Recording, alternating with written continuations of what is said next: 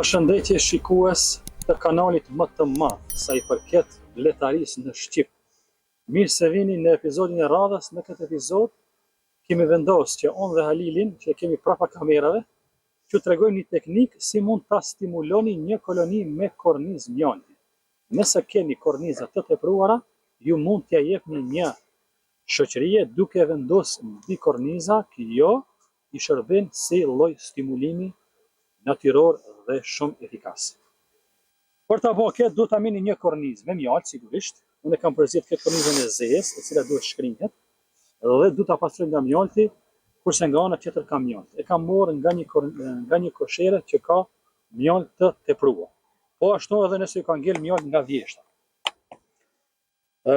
Tjetër çka që duhet është ta përgatisni kështu një lloj kornize duke bërë disa hapje. Halil, nëse mundesh me fokusu, kështu disa hapje, që i mëson që korniza të futet mbi kornizat e kosherës.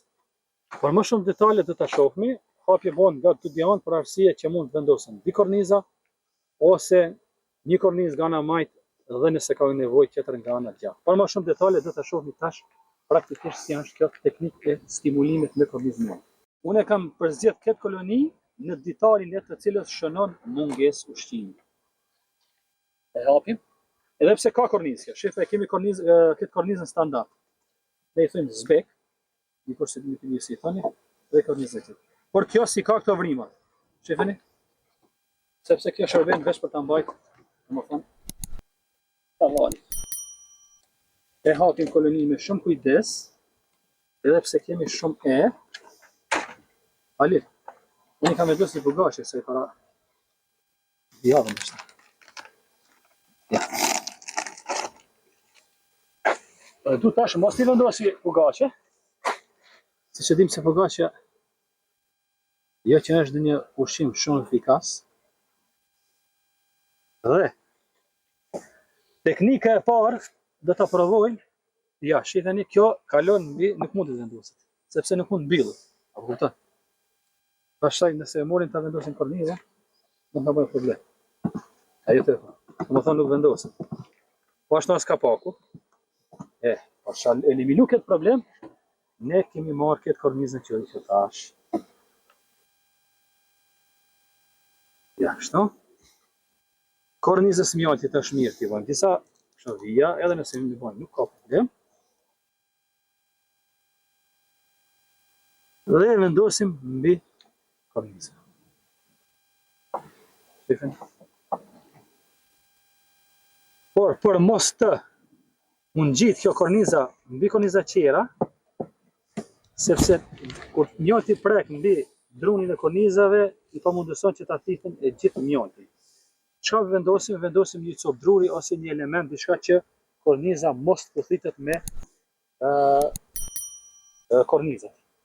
Ajo që do vendosim është që ja këto afër që kam, sepse nuk e përgatitem me gjithë drejta para kohë, do ta vendosim këtë çibiti. Ose ka fazin e.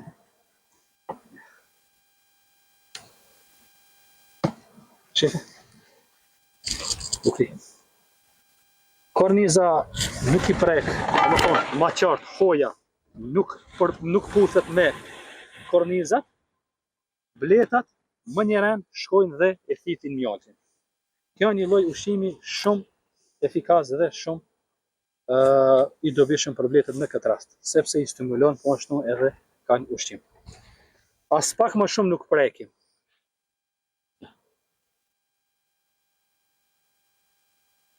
Shifë bletët më janë në gjithë veç.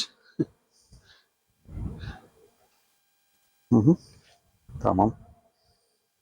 Halil, pa unë kohë më shumë për shkak se kemi shumë frymë, besoj ishte shumë e qartë, e thjeshtë, por nëse nuk keni kështu lloj kornize, ju mund ta ndani kornizën nga teli. Domethënë hojen, vetëm hojen, e pritni hojen, i vendosni disa shkopinj dhe vendosni mbi shkopinj hojen me mjalt. Po për shkak se nuk du ta pres, e vendosa këtë kornizën që i mundëson shtrirjet e kornizës pa problem. E mbyllim dhe mendoj se ishte gjithçka e qartë. Apo jali? Besoj që po. kemi vendosur kështu në një kornizë, e kemi vendosur kështu edhe në një koloni tjetër, në të cilën nuk kemi vendosur kornizë kështu që e përmenda me dhomë, ose kështu me hapje. Shkurt do t'jo tregoj edhe atë. Tash do shkojmë domosdoshmë me sekuencë shumë thjeshtë. E mbyllim edhe përfundoj. Një teknikë shumë e thjeshtë, por shumë efikase. Ta shohim një sekuencë shumë shkurt tek një koloni që është vendosur para 2 javë. Kjo pra është kolonia tek e cila kemi vendosur kornizë me mjalt para 2 javë. Por hojën e kemi largu nga korniza për arsye se s'kemi pas mundësi ta fusim. Nuk kemi pas ato dhëmbët ta qyshtë. Shife se si gjithë korniza ka qenë me mjalt, ka qenë e deformume dhe pa përdorshme, por ka pas shumë mjalt.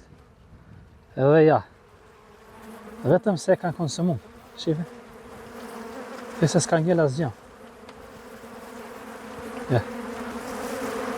I vendosni kështu një copë druni ose disa shkopinj me qëllim që hoja mos të pothitet me kornizat. Si që shihni pra gjithë korniza është konsumu, kështu që nuk ka nevojë të qëndroj më shumë në kornizë.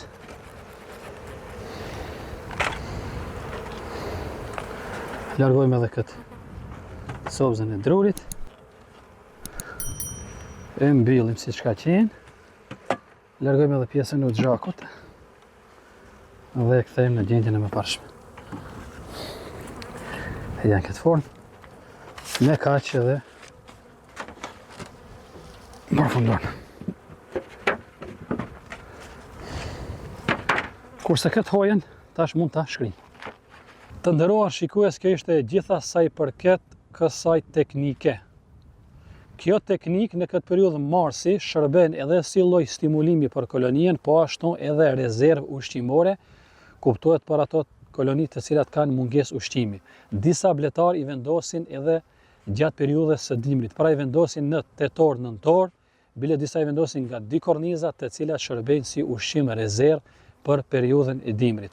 Mendoj se teknika ishte shumë e thjeshtë dhe shumë e dobishme t'i vendosni dhe si t'i shfrytëzoni kornizat e tepërta me mjalt, po ashtu edhe kornizat e deformuara, të cilat mund të jenë të papërdorshme, para i largoni hojën nga korniza dhe vendosni mbi koloni.